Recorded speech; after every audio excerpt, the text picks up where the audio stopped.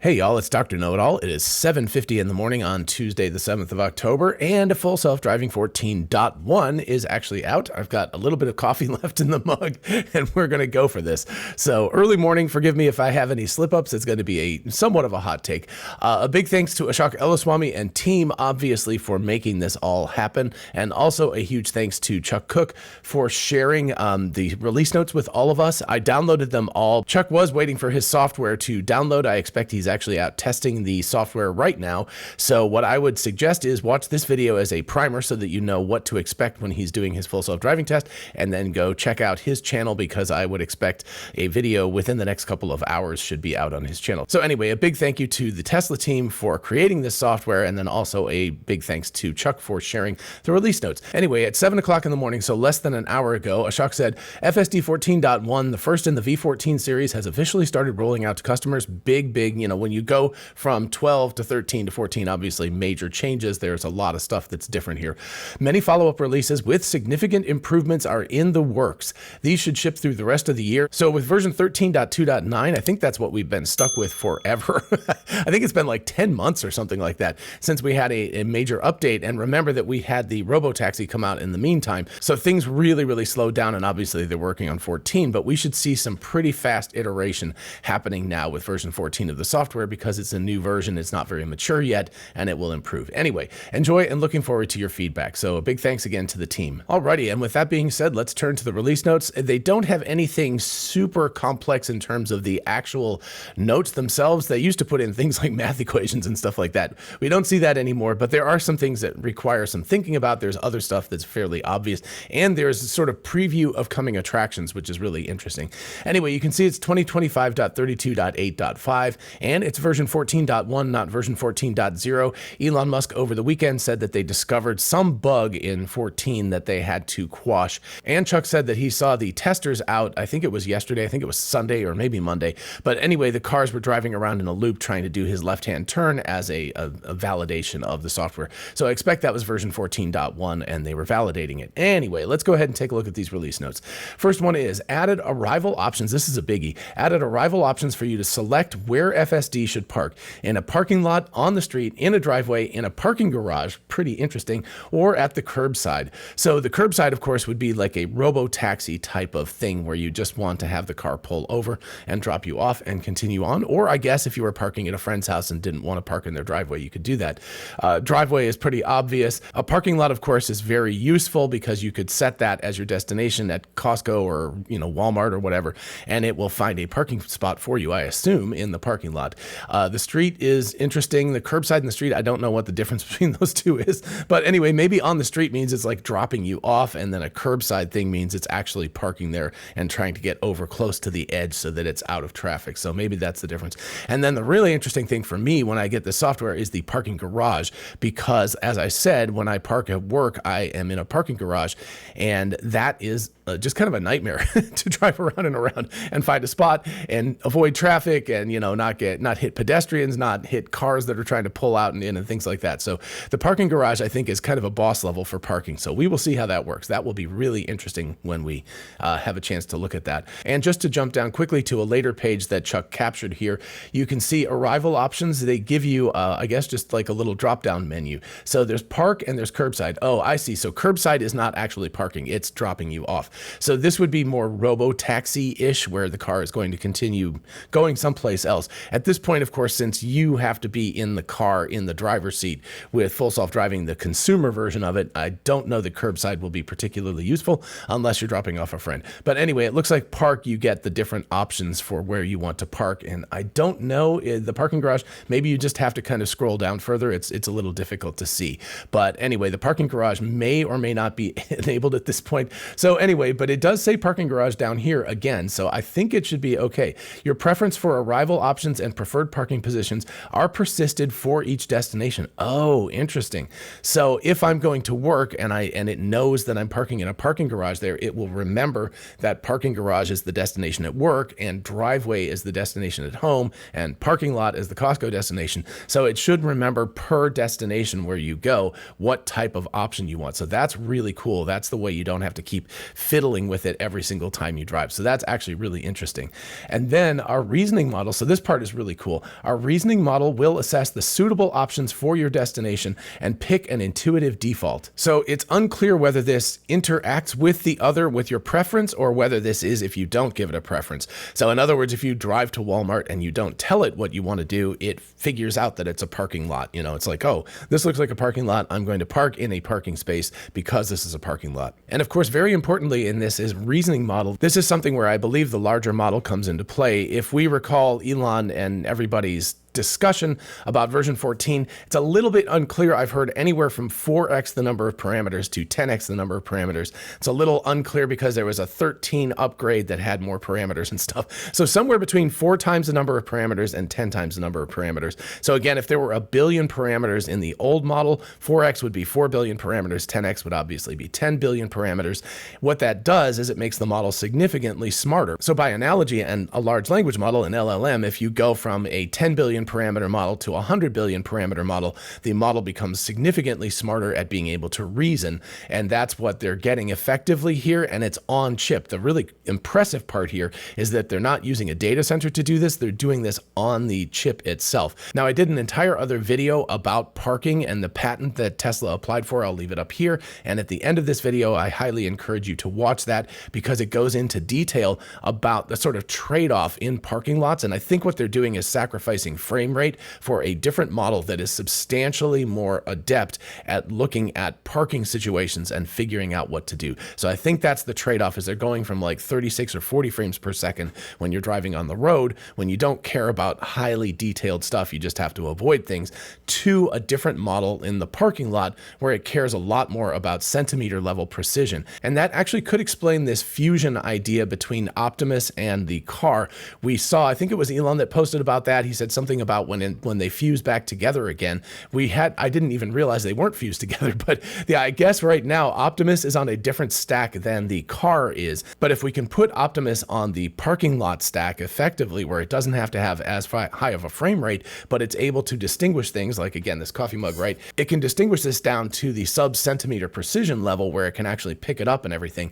That may be the trade-off they're looking at. But anyway, a reasoning model that's able to function at these low speed type of environments where it needs to have very, very high precision and it needs to think about what it's doing, right? If you think about yourself, you can drive all the way to Walmart or Costco or wherever and not really think about it. Or for example, me going to work, I go to the parking garage. I don't really think about the driving part because it's just, you know, driving on the streets and everything. It doesn't require that much attention. As soon as I get in the parking garage, my mental workload goes up substantially because I'm looking around, I'm looking for parking places. I'm trying not to hit pedestrians, want to make sure that a car that's pulling out doesn't, you know, pull out in front of me. I want to make sure as I go around each corner that I don't hit another car coming the other direction. There's a lot, you know, you're kind of on high alert in those sorts of situations. So it's that type of thing. You're looking here at the neural network that's sort of on high alert trying to figure out what's going on. Alrighty, the next few of these won't take quite as much time as that first one did. First of all, added handling to pull over or yield for emergency vehicles, e.g. police cars, fire trucks, ambulances. So that will be good. That's been very much a hit or miss thing in version 13 of the software,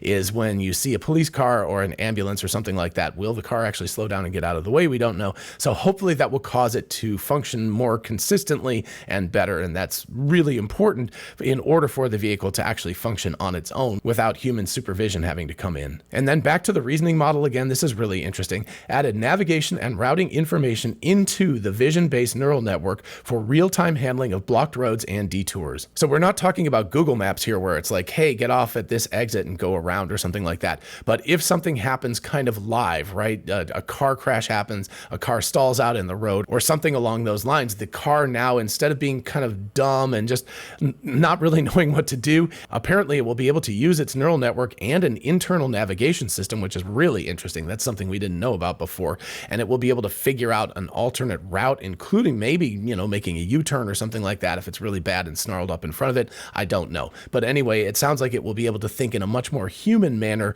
about what's going on and be able to make decisions like a person would in these extreme corner cases. And then they've added another speed profile, which is actually called Sloth, to further customize driving style preference. And so again, jumping down to a later screen, you can see here that we have Sloth.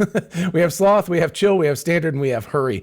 And it says FSD Supervised will now determine the appropriate speed based on a mix of driver profiles. So that's interesting. So it'll take that into account. Speed limit and surrounding traffic. Introducing the new speed profile Sloth, which comes with lower speeds and more conservative lane selection than chill. So if chill wasn't chill enough for you, now you've got sloth. I am always in hurry because it is never aggressive enough for me. So I'm always in hurry mode. My wife is always in standard mode. So now we've added yet another mode that's even more chill than the old ones were. Driver profile now has a stronger impact on behavior. So that's interesting. Maybe that was part of the problem, was that these driver profiles didn't really have much of an impact on it. And so people were not as, not as satisfied. The more assertive the profile, the higher the max speed. So that's good. Right scroll wheel up and down now adjusts speed profile settings rather than your precise max speed offset selection in miles per hour or kilometers per hour. So I don't know if I'm going to be super happy about that, because a lot of times on the highway, it just depends on how the car drives. A lot of times on the highway, let's say we'll go into a construction zone or something that suddenly goes from 65 down to 55. The car is just tooling along at 75. I'm like, that is a super speeder ticket right there. I do not want that. And so I inevitably dial the speed limit, the precise speed limit, down to 60 to 65, because I'm like, I do not want to get a big ticket like that. So especially in a construction zone. So I might be a little concerned about this, that I can no longer put in precise speed limits, especially for the highway. So this might be something that Tesla might have to consider rolling back specifically for highways, but we will see. Maybe with having more attention to the driver profile, it will actually be okay, and it will drive a little bit more conservatively in those types of situations. But anyway, that makes me nervous, because I depend on those precise speed limits on the highway, because I know exactly how fast I can tolerate, and I don't want it going 1 mile an hour faster than that or slower than that. That's so again, I'm a little bit worried about this, but we will see what happens with it. And this one is a big one. If you haven't seen my video on this, I will leave that up here and at the end of this video as well. Handling for static and dynamic gates. So generally speaking, the Tesla is terrible at these horizontal gates, and I think it's also pretty bad at like vertical gates that open and close, but it's particularly bad at horizontal gates. That has to do with neural networks and vision systems and things like that. It's a deep sort of issue, but it's very, very bad at that. Historically, it just like will miss it entirely. It won't even see it. So if it can handle that much, much better, then that is going to be a huge unlock, because that was something where I was like, if you lived in a gated community or had to go through a gate to get into your parking lot or wherever you're going, it just was a non-starter. You couldn't do it. Also very nice, and this relates to something that happened to my wife yesterday, improved offsetting for road debris, e.g. tires, tree branches, and boxes. This happened to Josh West and I think Bearded Tesla. They got a lot of publicity for hitting something on the road when they were trying to do a cross-country self-driving thing. And my wife just hit something on the road yesterday because she assumed that the full self-driving would get out of the way, and it didn't. So the ability of the car to see and get out of the way of debris on the road would be a really big deal, and will hopefully make things much, much better. Next up, we have improved handling of several scenarios, including unprotected turns, lane changes, vehicle cut-ins, and school buses. School buses is a huge thing, because again, that was something that was kind of hit or miss with the car. If you had it in full self-driving, it would sometimes attempt to go around a school bus that was pulled over with the big stop sign out, very, very, very illegal and very, very dangerous. So these are situations where the car is kind of in a fluid situation, right? An unprotected left, you have to be really looking at the dynamics of the road. Lane changes, same thing. Vehicle cut-ins, you really have to be paying attention if somebody cuts you off, right, and pulls in. And I live in Georgia, and people do that all the time in Georgia. They love to cut in front of you and then drive really, really slowly. So, you have to be paying constant attention to that. And then, of course, school bus is very, very important as well. So that should be a significant improvement. So this next one is also a really big deal. Improved full self-driving's ability to manage system faults and recover smoothly from degraded operation for enhanced reliability. So that's what I and many other people call graceful failure. It's the kind of thing where if it doesn't work as well as it should, then it needs to fail in a graceful way. But then importantly, also, if the car is going to drive on its own, completely fully without human intervention, it needs to recover from those failure modes. So let's say there's a rainstorm or a bright light or something like that that blinds the cameras, and the car goes into some sort of a mode where it's like in a more conservative type of driving, where it's like, okay, I need to slow down and go really carefully because I don't know exactly what's going on. It needs to be able to recover from that back up to its normal mode of driving without having a person come in and intervene if it's going to drive on its own full time, like a robotaxi taxi situation, or eventually the full self-driving when it will become non-supervised. Of course, right now it is still supervised, but that ability to degrade itself gracefully and then come back to recover from that gracefully as well are both very important for that to be reality. And then finally, for the current version, this is really interesting, added alerting for residue buildup on interior windshield that may impact front camera visibility. If affected, visit service for cleaning. So the service center will clean it for you. What that means is there's a lot of off-gassing, especially in new cars, that, you know, whatever materials are in there as the car gets heated up and cooled down and heated up and cooled down, the chemicals in those materials will evaporate, and then a lot of that will settle onto the windshield, which is why a lot of times your windshield is kind of smoky and stuff and you have to spend a lot of time cleaning it. The problem is that the camera area is blocked off. You can't actually clean that camera area yourself. And so this is actually really interesting that the car will detect that the residue has built up internally and then will ask you to go to the service center to have them clean it. I don't know if they're going to charge you for that or if that's going to be under warranty. I'm not exactly sure, but at the very least, you will know if that's happening and you will be, you know, directed to go to Tesla service to get that taken care of. And then real quick before we get to upcoming improvements, you can see that the full self-driving is basically the same. We haven't seen this on the Cybertruck yet. I expect that will roll out later, but on the Cybertruck, I'm hoping we will get the push to start, which is basically touch the screen to start and then use the brake to confirm that, and also being able to back up on the Cybertruck. That would be nice. So those two things, you know, this is normal for the Model Y at this point, but not for the Cybertruck yet. So finally, let's turn to the two upcoming improvements down here at the bottom: overall smoothness and sentience. That's interesting. And parking spot selection and parking quality. So parking spot selection is interesting. I don't know if that means that it will do it on its own. I think the idea of quality parking is if you're at Walmart, it doesn't, at least I don't care. If we park on the other side of the parking lot and I have to walk in, I don't really care about that. My wife cares a lot. She's like, I want to get as close as possible. So I don't know if you will have an option of like, how much do I care about getting close versus just parking and getting out of the car and going. Hopefully there will be a preference for that. But it sounds like what it will do is it will look for the best parking spot given the circumstances. So if it's a relatively empty parking lot, it'll probably try to get close. If it's very, very full, it may just take the first spot that it sees and park there. So anyway, parking quality will actually matter to a lot of people. Again, I don't particularly care, but I know a lot of people do. And then finally, smoothness and more importantly, sentience. And Elon Musk said that version 14.2 of the software will feel sentient. He said that specifically. Now we've had a bug fix and the first rolled out version is 14.1. So maybe it'll be 14.3 instead of 14.2. Not exactly sure, but calling it sentience and actually having that in the release notes is really intriguing. So I'm hoping that the release notes for 14.2 or 3 or whenever this sentience thing happens will actually explain that in more detail. But I think the idea here is that it will think ahead. It will have a longer window of thought. It will be able to see or remember what happened recently in the past, and therefore will be able to think about the future in a much more refined and nuanced manner than the current car does. And that replicates a good driver. A person who has a lot of experience kind of gets the vibe of the general traffic around them and has a sense that something is going to happen before it happens.